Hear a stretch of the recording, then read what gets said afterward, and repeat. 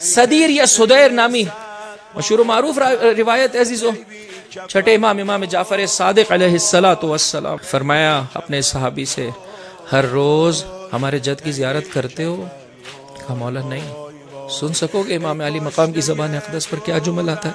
فرمایا کس قدر جفا کرتے ہو تم سید الشہداء کے حق میں. اللہ اکبر. کہا کس قدر جفا کرتے ہو؟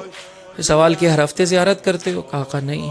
کہا ہر مہینے زیارت کرتے ہو؟ کہا نہیں. کہا ہر سال زیارت کا شرف حاصل ہوتا ہے؟ کہا کبھی کبھار. فرمایا کس قدر جفا کرتے ہو؟ جانتے ہو روضہ حسین ابن علی اللہ کے ملائکہ کی جھرمٹ میں ہے، ہزارہا ملائک وہاں پر موجود ہیں جو ایک لمحہ بھی خالی نہیں چھوڑتے قبر حسین ابن علی کو. دو کام کر رہے ہوتے ہیں، ایک رونا ایک زیارت.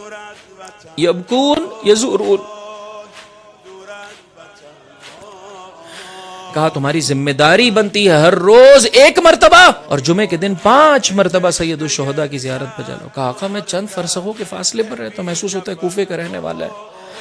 کہا آقا میں چند فرسخوں کے فاصلے پر رہتا ہوں. فرمایا فرق نہیں پڑتا ہے، زیارت بجا لانی ہے. اس کے لیے ظاہری فواصل اور فاصلے کچھ بھی حیثیت نہیں رکھتے. میرے جملات ہیں. فرمایا جاؤ چھت پر گھر کی کھلے آسمان تلے آ جاؤ، پہلے دائیں دیکھو پھر بائیں دیکھو، پھر آسمان کی جانب دیکھو، پھر قبر مطہر سید الشہداء کی جانب رخ کرو اور کہو السلام علیک یا ابا عبداللہ. کہ بعض علماء اور صاحب عرفان شخصیات یہی معنی کرتی ہیں عزیزوں، اے لوگوں کو عبودیت خدا کی جانب بلانے والے حسین تجھ پر سلام. فرمایا اس طرح سے تیری زیارت کرنا تجھے 1 حج اور عمرے کا ثواب عطا کرے گی. راوی یہ کہتا ہے کہ بس اوقات میں دن میں 20 مرتبہ اس عمل کو بجا لاتا تھا. عزیزو آؤ سید الشہداء کی یاد سے اپنے قلب کو منور کیجیے. دیکھیے کس طرح سے گناہ چھٹتا چلا جاتا ہے.